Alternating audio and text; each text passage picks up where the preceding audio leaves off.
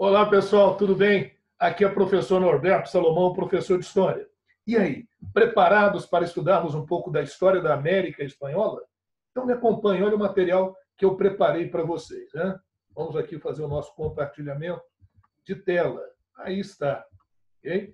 Bom, nós vamos trabalhar com essa região aqui, que é a região da América Latina. Eu coloquei um mapinha para que vocês pudessem fazer uma localização, né?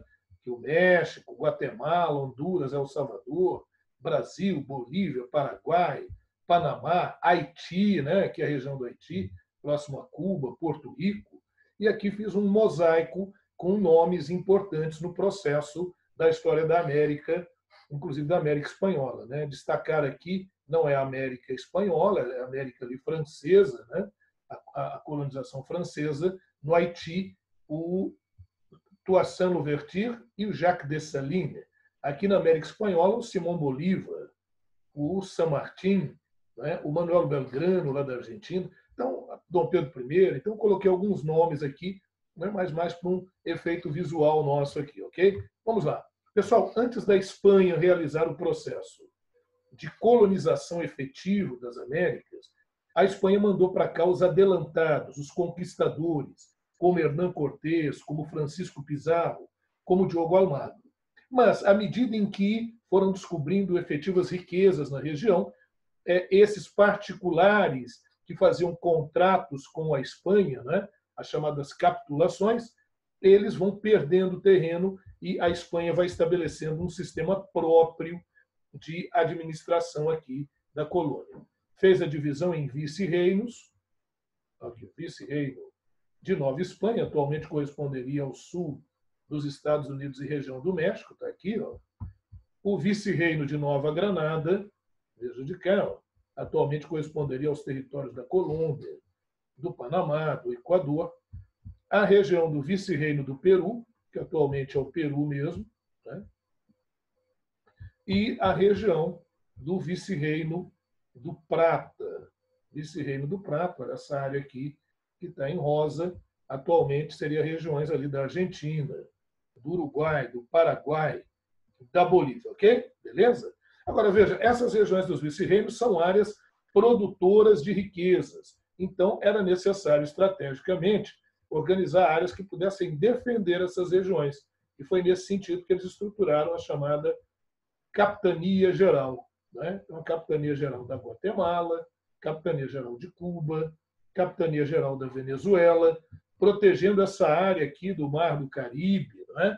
De onde saíam navios com carregamento de prata, de ouro, de mercadorias, e havia atuação de piratas, os famosos piratas do Caribe, né? Aqui nessa região, e aqui na costa, a costa do Pacífico, a Capitania Geral do Chile. Veja como é que estão estrategicamente organizadas, fazendo quase um quadrilátero aqui de defesa dessas regiões. Maravilha? Muito bem, acho que deu para você visualizar bem, localizar. Vamos à frente, vamos ver aqui outros elementos. Olha, pessoal, como é que era a estrutura política metropolitana? Tá? Então, nós vamos ter aqui as capitulações, que eu citava há pouco, que nada mais são do que contratos entre a coroa espanhola e particulares, permitindo a esses particulares explorar, conquistar, povoar essas terras, fixar ali os direitos e deveres recíprocos entre esse particular e a coroa. Assim surgiram os adelantados. Né? Quem são os adelantados? Coloquei aqui, ó.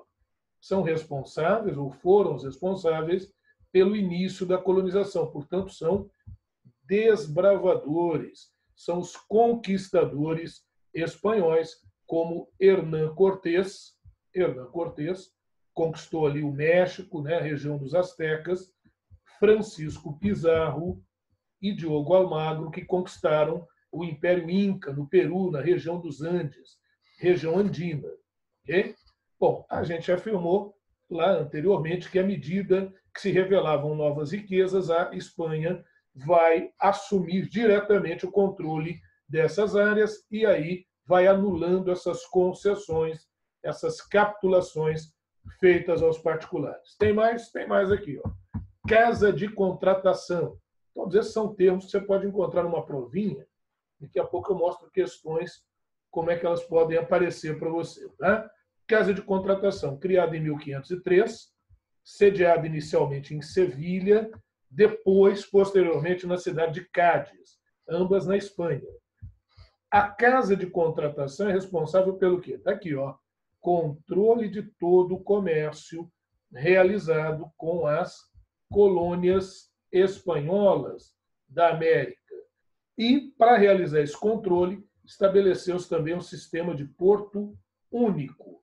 Então, Sevilha, inicialmente, depois Cádiz, será o único porto na Espanha de onde poderão sair mercadorias aqui para a colônia e de onde poderão chegar as riquezas, as mercadorias da colônia para a metrópole. Tudo bem? Isso lá em Sevilha. Aqui na América, havia 3 pontos estratégicos, que eram Veracruz, no México, Porto Belo, no Panamá, e Cartagena, na Colômbia.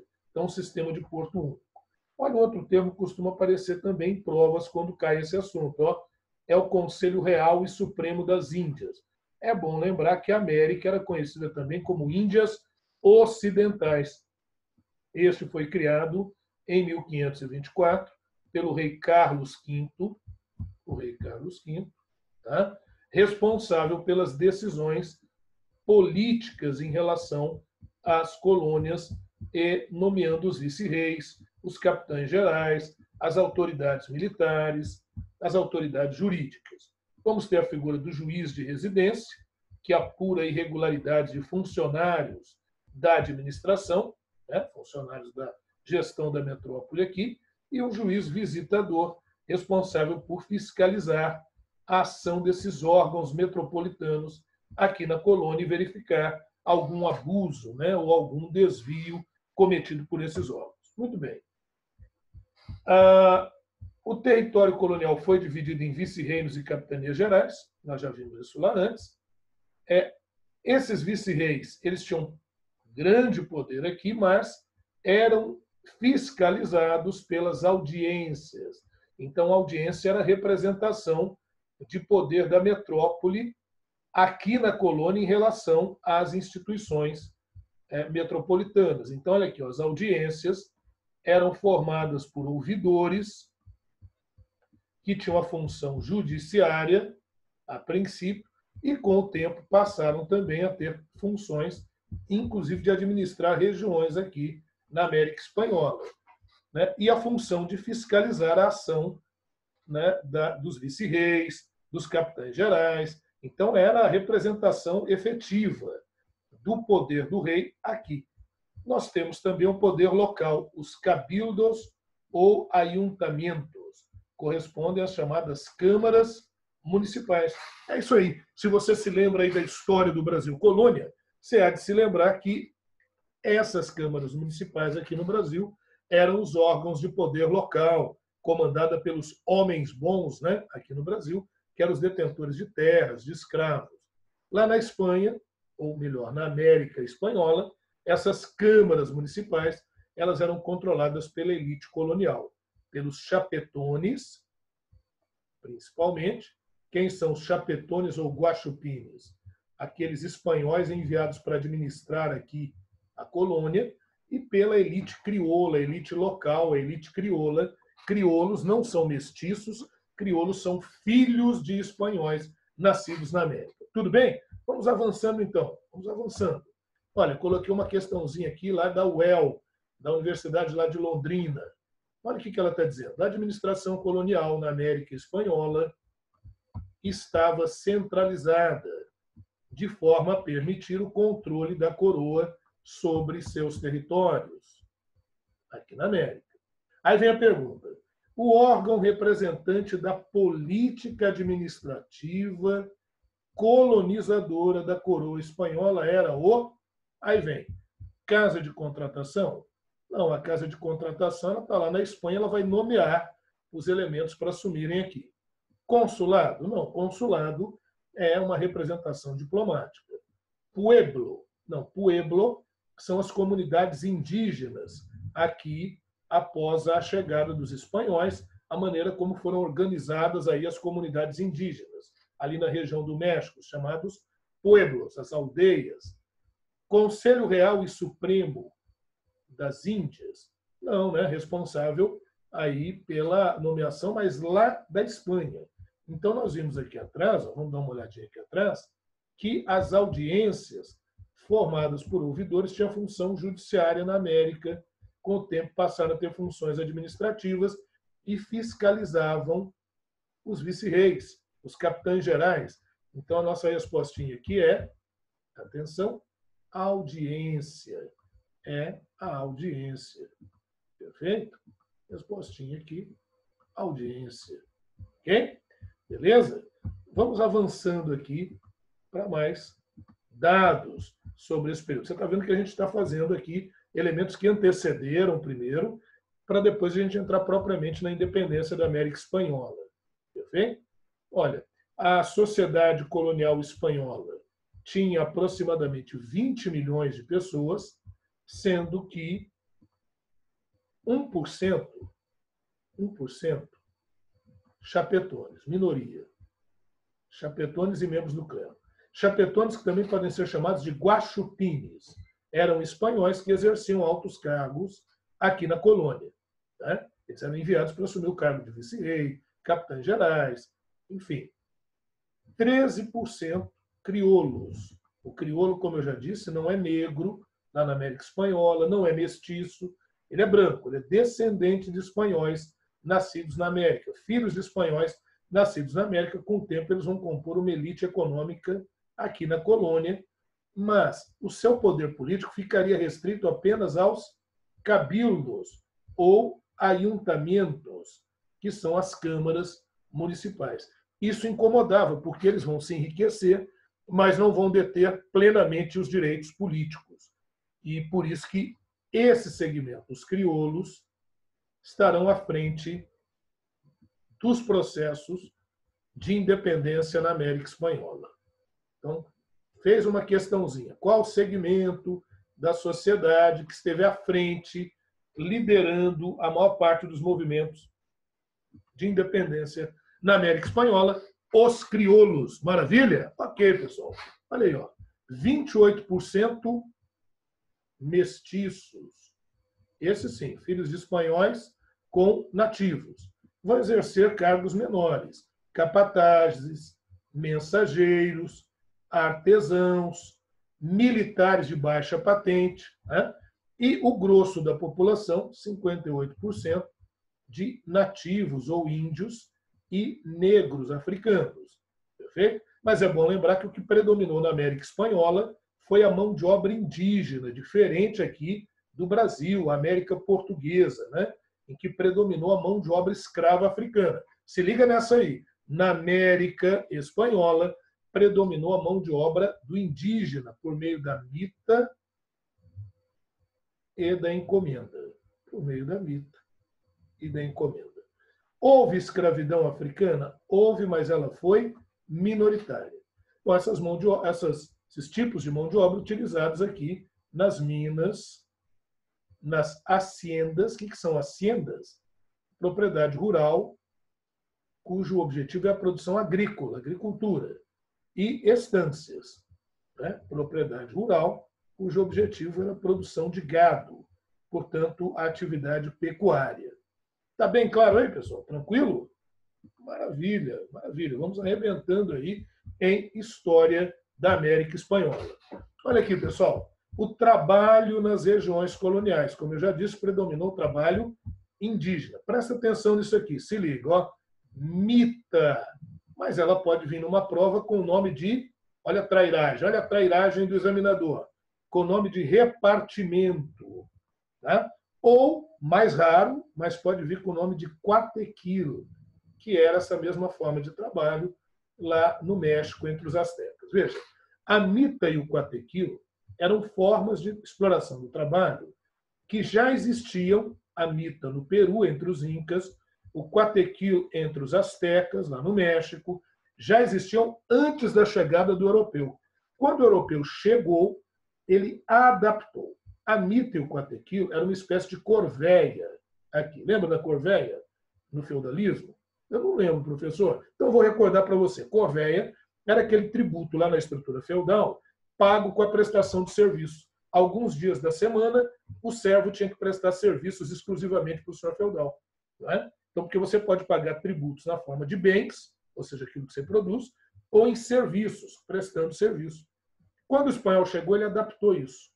Não é? Então, é um trabalho, é um serviço obrigatório, então, é um trabalho compulsório. O que é um trabalho compulsório? É aquele que você não tem opção, é aquele que você é obrigado a fazer. É um trabalho obrigatório. É um trabalho insalubre, porque nas minas, principalmente, péssimas condições de trabalho. É um trabalho temporário. Opa, olha, se liga nisso, a mita é um trabalho temporário. Como assim, professor?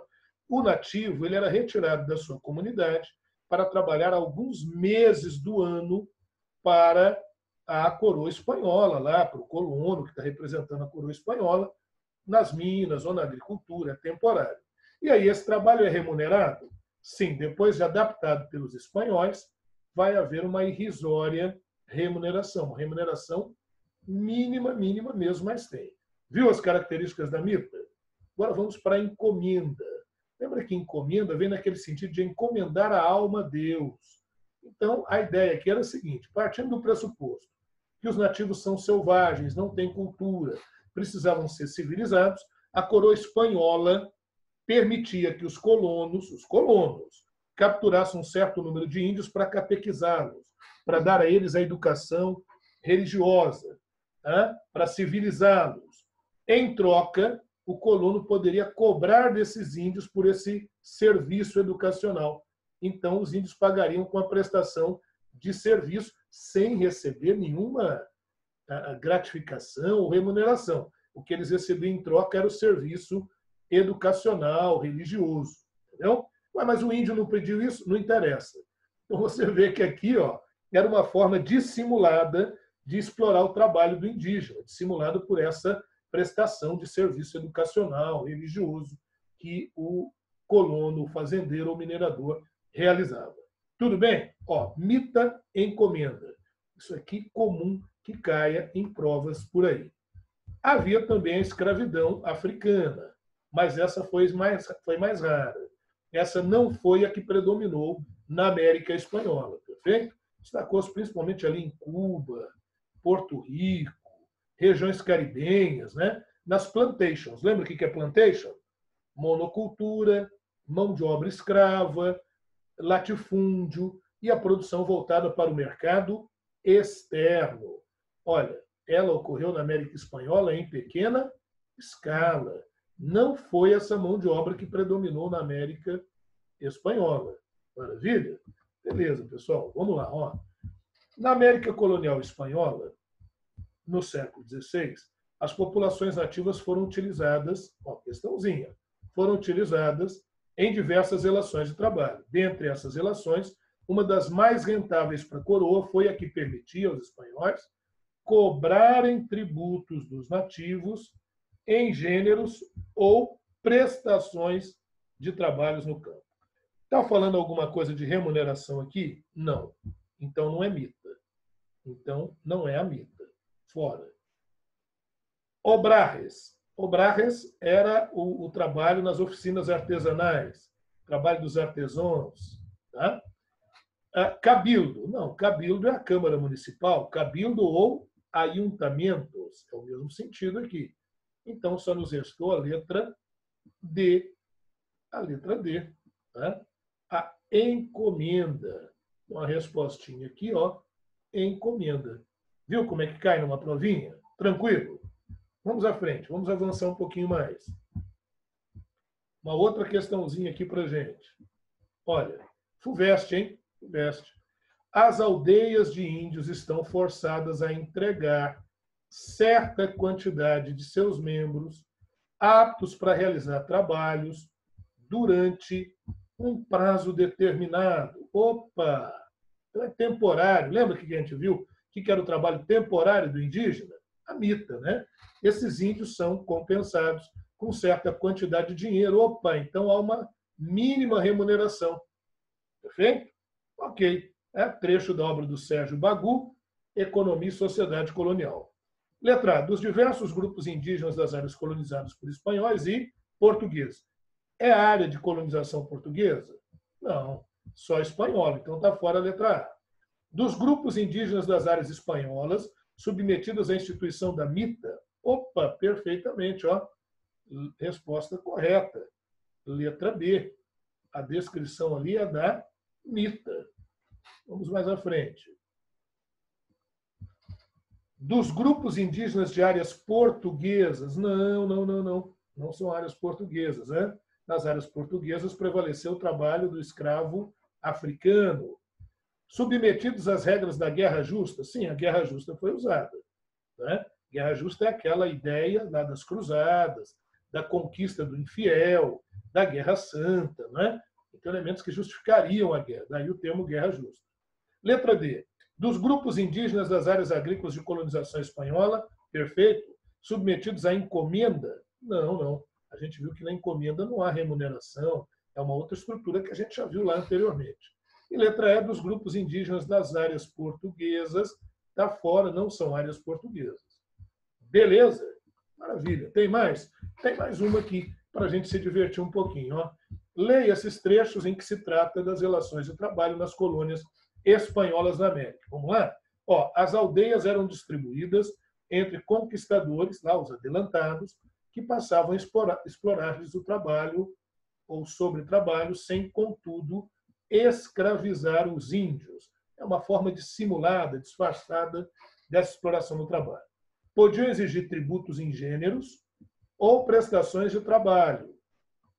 Os colonizadores deveriam, em contrapartida, defender as aldeias e evangelizar os índios. Lembra essa relação? Colônia evangelizando índio, exigindo em troca trabalho, é encomenda. Vamos olhar aqui onde é que tem encomenda? Só tem uma que tem encomenda, ó. Letra C. Então é essa aqui que a gente vai marcar. Vamos ver as outras lá? Vem comigo? Está conseguindo estabelecer um raciocínio tranquilo? Está vendo como é que cai? Olha o item 2. Cada comunidade deveria fornecer periodicamente uma quantidade de trabalhadores para as atividades coloniais, principalmente nas minas. Pelo trabalho, os índios deveriam receber um salário. Olha aí, ó. Exploração de trabalho com uma mínima remuneração. O que é isso? Mita. Aqui, então, o primeiro, encomenda. O segundo, a mita. Agora, uma que eu não falei para vocês ainda. Olha, na hacienda, onde se praticava agricultura, né? Praticou-se largamente o sistema de endividamento de trabalhadores, a fim de retê-los na propriedade. Opa, isso aqui é servidão por dívida. O trabalhador recebia como salário um crédito na tienda de raia, né? Ou seja, na venda, no armazém lá da fazenda, onde ele retirava alimentos e roupas. Só que ele nunca conseguia pagar essa dívida e, portanto, ele ficava permanentemente ali. Havia também um lote mínimo para que ele plantasse para a sua subsistência. A isso nós chamamos de peonare. Então, pode aparecer numa provinha também a peonare. Você já está sabendo do que se trata. Professor, quais são outros termos que estão aqui? Erridos, por exemplo. O que eram? Bom, erridos, originalmente, vão ser aquelas áreas ocupadas pelas aldeias indígenas. Depois serão repartições de lotes, né, lá no México, para as comunidades poderem produzir e sobreviver. Plantation, a gente já falou, que é aquele sistema baseado na monocultura, no latifúndio, na mão de obra escrava, visando o mercado externo, a exportação. Ailu é aldeia na comunidade incaica, na comunidade inca. Né? Obrajes, as atividades nas oficinas artesanais, né? Os artesãos, obrajes. Então, estão aqui os termozinhos que podem aparecer numa prova. Beleza? Bom, pessoal, quais as causas, quais as motivações para os movimentos de independência? Então, nós temos a independência das colônias da América Espanhola, ocorreram no século XIX, influenciadas por ideais como o iluminismo, né? Muito influenciadas pelo iluminismo, que defendia o quê? Liberalismo. E os ideais autonomistas, porque as elites crioulas tinham a intenção de assumir efetivamente o poder político na região, como a gente está vendo aqui nesse primeiro tópico. Beleza? Teve também a influência da independência das 13 colônias, e da Revolução Francesa, o desejo de substituir o pacto colonial pelo livre comércio, que interessava muito também aos interesses econômicos da Inglaterra.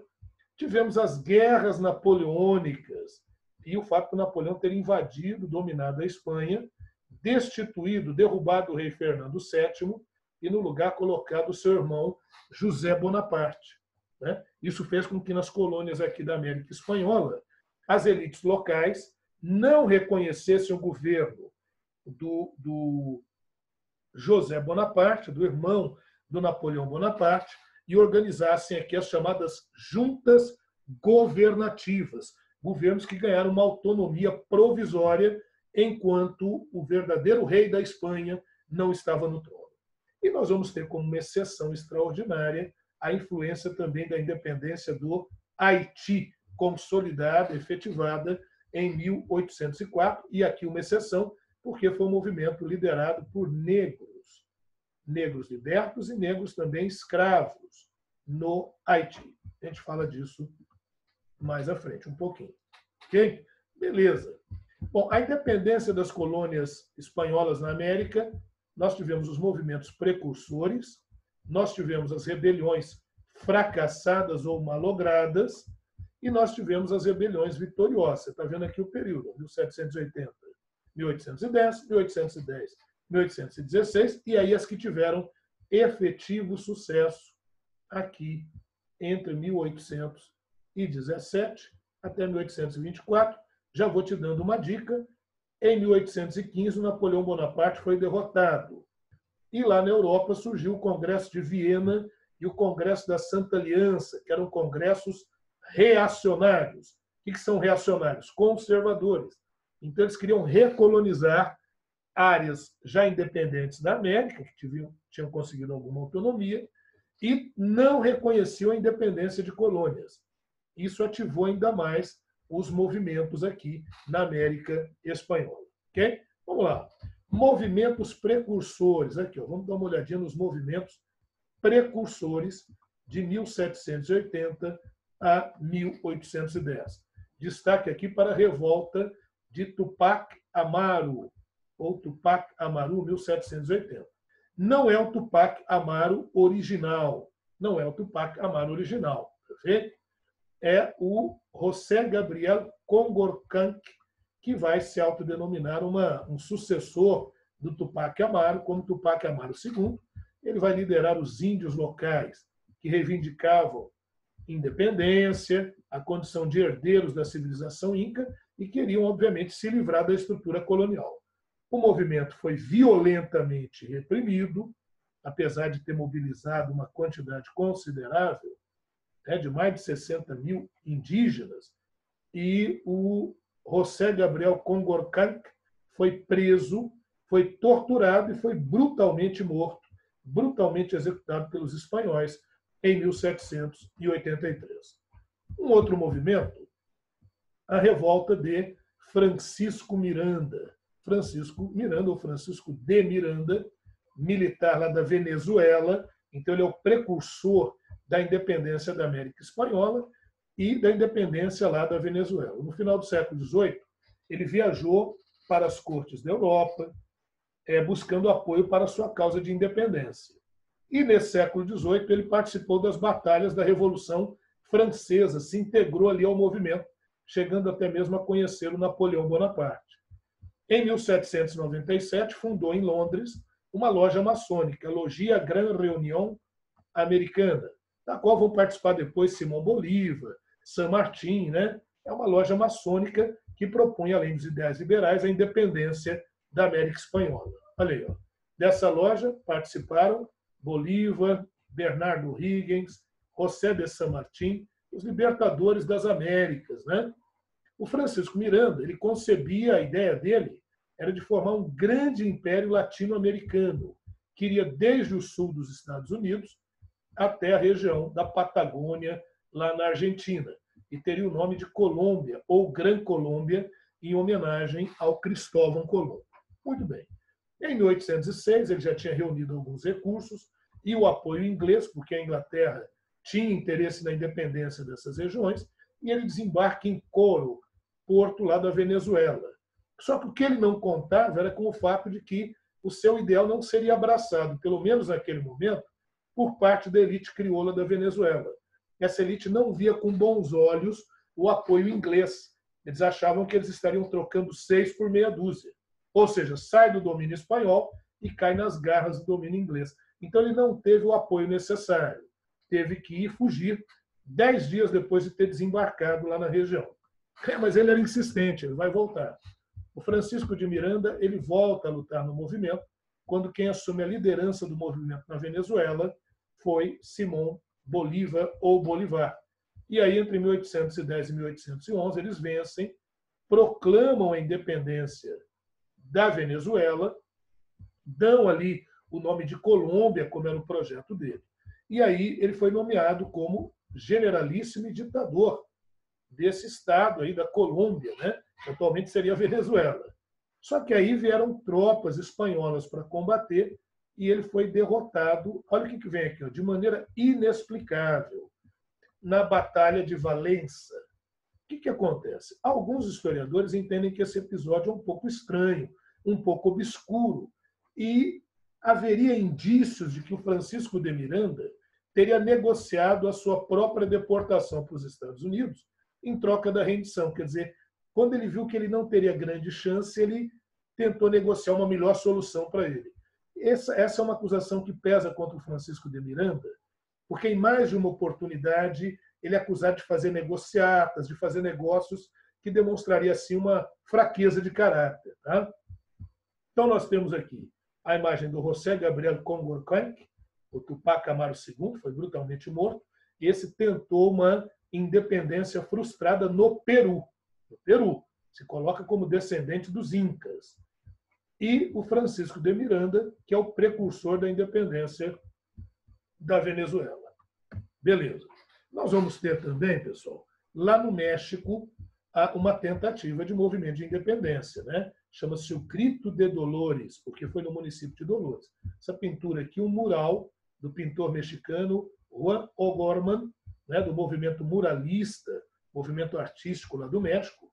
Aliás, te dou até a dica para você dar uma olhadinha em movimento muralista, história da arte, hein? Dá uma olhadinha nisso lá, interessante. E aqui os padres Miguel Hidalgo, primeiramente, conduziu o movimento de independência, e depois que o Miguel Hidalgo morreu, aí quem assumiu foi um outro padre, o padre José Maria Morelos. Então, o movimento de Hidalgo e Morelos. Olha bem, o México era chamada Nova Espanha.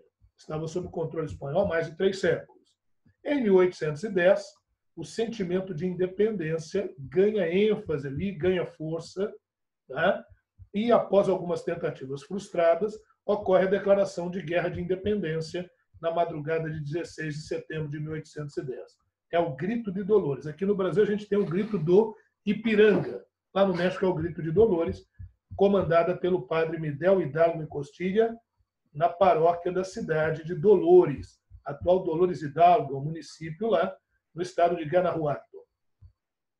Declaração de Guerra de Independência ficou conhecida como Grito de Dolores, e, gente, essa é a data que eles comemoram a independência lá no México. Tá? Essa aqui não conseguiu, o México não conseguiu se tornar independente aqui. O México só se tornará independente em 1821 com Agustín Iturbide. Mas esse movimento é o grande marco. Ele tem uma grande simbologia para os mexicanos, até porque são 2 padres, envolveu um movimento popular bastante autêntico e sob as bênçãos de Nossa Senhora de Guadalupe, que é a padroeira do México. Então o padre Hidalgo pediu que todos se juntassem à luta contra o governo espanhol e peninsulares, lá da Península Ibérica, com o seu famoso Grito de Dolores, em que ele vai dizer: viva a Virgem de Guadalupe, morte ao mau governo, viva Fernando VII. Epa, viva Fernando VII? É, pessoal, porque nessa época, 1810, a Espanha estará sob o comando de José Bonaparte, irmão de Napoleão Bonaparte. Então, havia assim aqueles realistas, né? Aqueles que queriam a volta da legítima família real à Espanha. Olha aqui, pessoal, o culto à Virgem de Guadalupe é uma das crenças mais fortes, né, da história do México. Ainda hoje isso é muito forte lá, é um elemento de identidade do povo mexicano.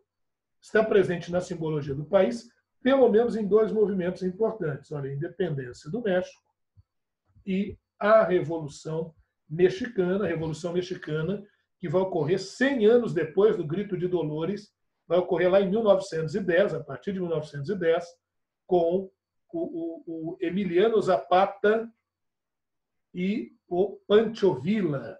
Né? São nomes da Revolução Mexicana, mas é assunto para um outro momento, ok? Só fazendo aqui a referência. Bom, em março de 1811, os insurgentes do Hidalgo foram emboscados e presos. O Hidalgo também foi preso, condenado por heresia e traição. Em 31 de julho de 1811, ele foi morto, foi mutilado, a cabeça exposta publicamente, lá no estado de Guanajuato, para servir de exemplo, né? Aquela famosa punição exemplar. Foi sucedido pelo padre José Maria Morelos e Pavón. Foi quem assumiu o movimento. Né? Mas em 1815, o Morelos também foi assassinado e a independência não conseguiu êxito. Porém, ficou como marco histórico e é um marco comemorativo para o povo mexicano. Mesmo tendo interesses no processo de independência, pessoal, a elite crioula ela sabotou esse movimento do Hidalgo e Morelos. Tá? A elite crioula ela temia uma excessiva popularização do movimento, porque aí o povão poderia exigir direitos políticos, direitos sociais, direitos econômicos, que poderiam prejudicar os privilégios da elite crioula, da elite local. A gente costuma dizer que eles temiam a haitização do movimento. Por que a haitização do movimento, moçada? Porque lá na região do Haiti, a independência foi feita por escravos e negros libertos. Né? Então, eles temiam que o mesmo ocorresse por aqui, então eles frustraram, eles não colaboraram para que isso se efetivasse. Mais tarde, em 1821, o México se tornará independente, mas aí com o apoio, sim, da elite crioula e tal, né, controlando bem ali os grupos sociais. Bom, o primeiro país da América,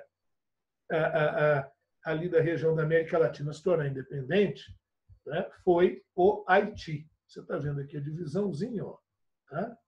Consegue ver aqui a divisão. Na parte ocidental da ilha, o Haiti, capital Porto Príncipe. Na parte oriental da ilha, na parte leste da ilha, a República Dominicana, capital Santo Domingo. Aqui também coloquei um mapinha para que você localizasse com maior tranquilidade. Né? Aqui está o sul dos Estados Unidos, aqui a Flórida, aqui está Cuba e aqui está a região, ó, vou pintar aqui de amarelinho, a região do Haiti.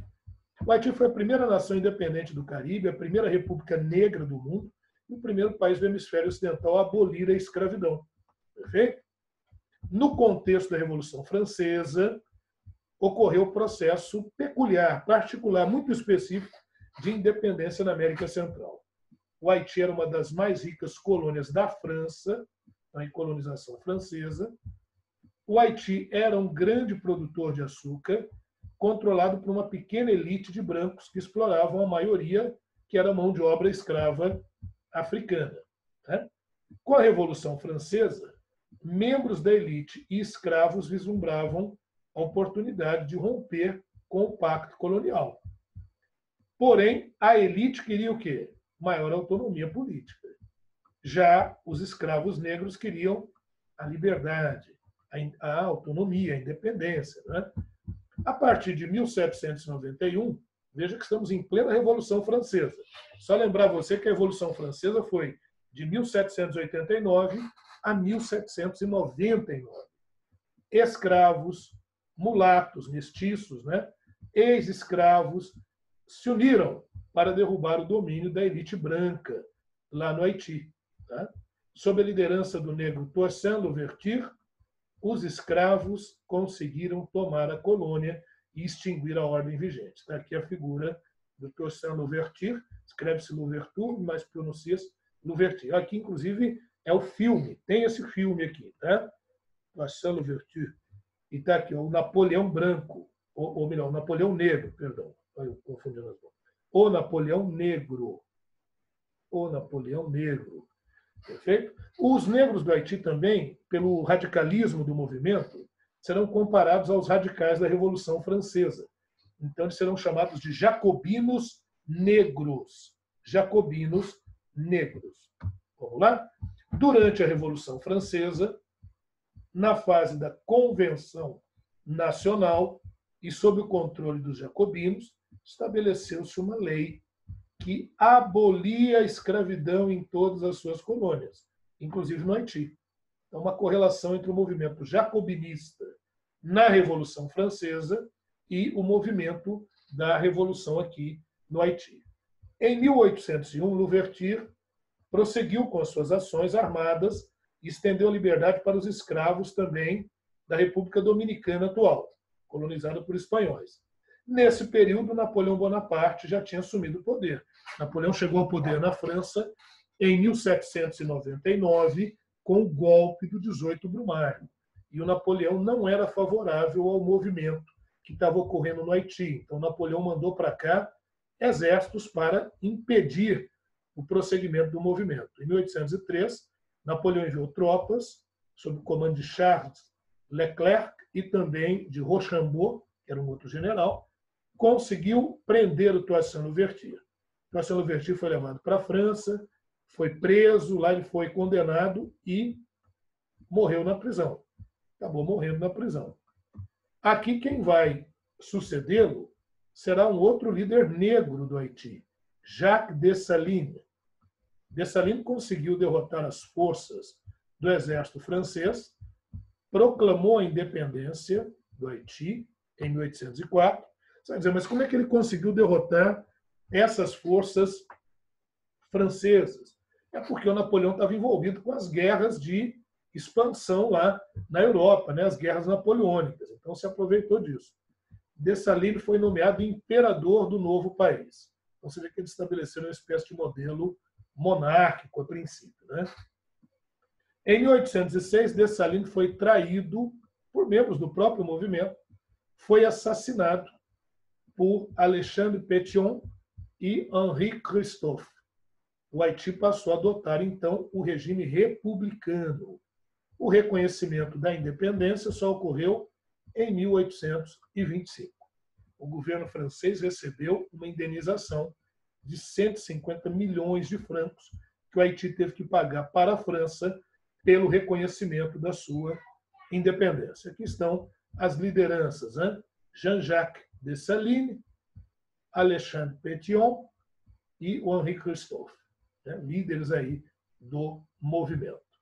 Muito bem, pessoal. Aí está. Falamos um pouquinho desses movimentos. A gente volta em outra aula. Não perca, se liga aí em outra aula para a gente falar de casos mais específicos aí na América Espanhola, para a gente falar um pouquinho sobre Francisco de Miranda, Simão Bolívar, San Martín, José Sucre, Bernardo O'Higgins. Me aguardem aí, a gente volta no próximo encontro com esses assuntos. Vocês continuam estudando aí, eu vou ficando por aqui preparando mais materiais para que a gente não perca o pique. A pandemia não pode nos derrotar. Vamos lá? Vamos aproveitar o momento para continuar estudando. Um abraço, tudo de bom.